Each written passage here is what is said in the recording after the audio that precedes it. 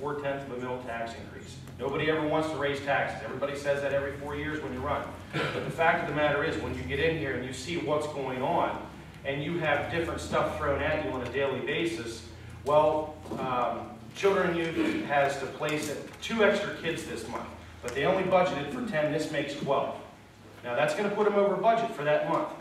Do we as county commissioners tell the director of Children and Youth, or the caseworker in Children and Youth, or that little child that needs to get out of that home that is being abused, or whatever the case is, sorry, you've got to stay there till next month. We can fit you in, in a couple days at the beginning of the month. No, we can't do that. That's our responsibility to take care of these problems. So, yeah, it'd be great if we could say, okay, for the next 4 years, there's going to be no tax increase at all. That would be absolutely wonderful. But unfortunately, in a real world like we live in today, things come up, things happen, things change just with the blowing of the wind. So it's something that we have to be prepared for, and hopefully we're on the right track to do that. So.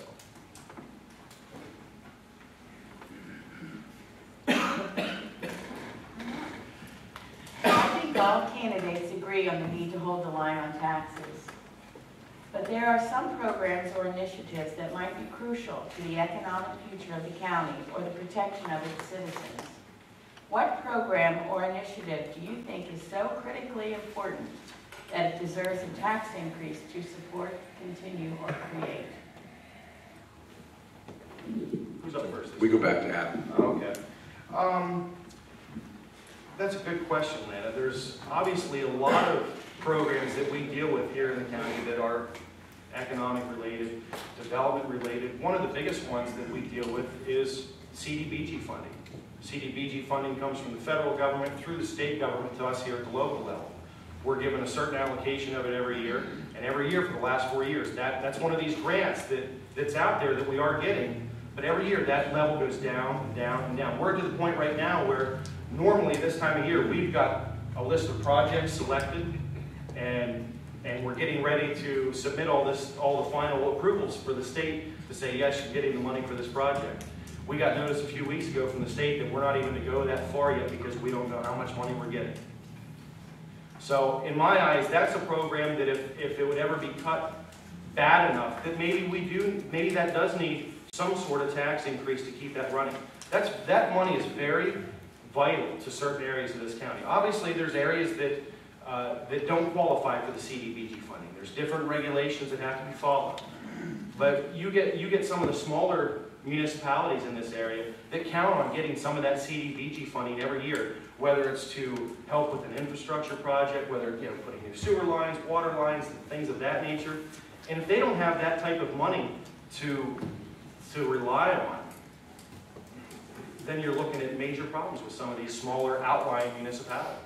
So that would be a major program that I would say would be worthy of a tax increase to continue funding it, at least at what the level it is right now.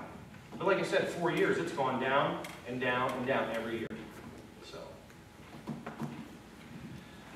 I don't know that you can narrow it down to any one specific program. I mean, everything has its merits. Absolutely, CDBG is a program that comes through to us from higher levels, and it is about infrastructure, and infrastructure is important to growth. It's important to taking care of people's health. That's tremendous, but you also look at things that we provide now. We have the GIS department that provides the mapping, and the planning department that helps provide planning to help business to grow here and provide them with the tools to want to locate here and get things set up. Children and Youth, Adam spoke earlier about that, and I couldn't be a bigger supporter of that. I happen to be a product of Children and Youth. I spent 14 years as a foster child, and if it hadn't been for Clinton County Children and Youth, I would be a completely different person. My life was completely changed by them intervening and helping me. If we don't take care of them now, we will take care of them later. Our DA over there will probably be taking care of them later if we don't take care of them at this point. So I don't know that there's any one program you could pick out. That's the tough thing. We are faced with these decisions all the time. I've said before, we are constantly faced with decisions where there's an answer A and an answer B, and neither one of them are right, but there is no answer C, but we still have to choose one. And all I can do is do the homework, listen to people that we pay good money to advise us, and try to make the best decision that I can that's for all of Clinton County, and help us to move forward in all ways. I agree with CBDG money. That's extremely important. Keeps our townships and boroughs going. But also I think what's extremely important in the county is the economic development. It's the basis for all businesses coming to town and the tax base for our county. We need to keep that going. It's very important. And whatever the county can do to enhance that program, they should do. Thank you. Let's talk about philosophy. Seems there's a real split in our country right now in terms of political philosophy. One side says that the best way to govern is to have as little government as possible, for people to be responsible for themselves, and for government basically to be there and pave the roads and take care of the traffic lights and get government off our backs, seems to be the big word. The other side looks at it and says government can actually do some good for people. And maybe government should be extended to be able to do more for people who need help. Now, in Clinton County, we have a substantial amount of people who are either old or disabled. I don't know about you folks, but every time I walk in Walmart, there's a whole lot of disabled plates out there. There's a lot of people who need help. Where do you fall on this divide in terms of what government means to you and what it should do for the citizens of the county? And secondly, what can you do to enhance that over the course of the next 4 years? Les, you look confused. Go ahead, Les. That's a heck of a question. Somebody's not. Well, we didn't say this was going to be easy. No, it wasn't. No, you certainly didn't. I agree with your statement that government sometimes gets too involved in people's lives. But at the same token, there's people who need government involved in their lives. Older people especially. We seem to forget about them. We raise taxes on them, and we never give them a thought until you read the paper, there's a tax sale. And mom and pa are selling their house because the taxes are too high. They just couldn't make it. They're eating cat food because they can't afford to buy food. That's extremely important to me, and that needs to be addressed. And your question was so long, I only caught part of it, but if you just give me I'm sorry, I need to set the scene so I can make some points. But the bottom line here, I guess, is what would you do over the next 4 years to be able to enhance that? Because you're sort of coming down on both sides. You're saying we need to help those who need help and get off the backs of the people that don't really need it. And how would you pay for that? how are we going to pay for? How are we going to pay to help the people you want to help? Well, county should be well enough off that we have the money to do that. And right back again to, let's do it without raising taxes. The help should be provided, but we can't raise taxes to do it.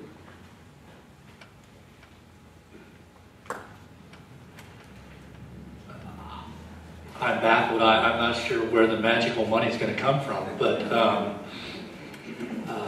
we do have to take care of our citizens. I think most of the things you're talking about, though, generally fall under the role of the state and federal government. But if you're talking philosophy, I do believe that we need to help those people that are in need. Anyone that thinks that we can do that without using taxes, where else does the money come from? If there's a magical money tree, I'd like someone to show me where it's at. We need to do a better job of being efficient. We've been working at that and are doing better with that. But there's not so much, there's this vision out there, there's this incredible waste that if you can do away with the waste, you'll pay for everything. We can't be everything to everyone. We have to do the best that we can with the resources that we have. We can advocate as county commissioners to the state and the federal government about those types of issues that we don't have control over. And that's what we try to do. That's what CCAP is about. That's what, when we write letters to the state legislators or our congressmen, or recently as Vice President of CEDACOG, we wrote letters to the Congress and the President about the CDBG program and how important it's been to the infrastructure that's falling apart. I don't know if anybody's watched that program on HI about the crumbling of America and how our infrastructure is falling apart. But that's a very important program to keep things going. But to answer your question specifically, yes, philosophically, I believe that we need to take care of those people. It's just not necessarily part of the county government's role, so I don't know what else I can do to improve that other than try to run this county as efficiently as possible. When you talk about philosophy, I don't believe that there is a concrete set in stone answer. I think you have to take care of those who can't take care of themselves, i.e. children, the children of need, seniors, handicapped people. There's obviously some people that don't need taken care of, that can handle things on their own.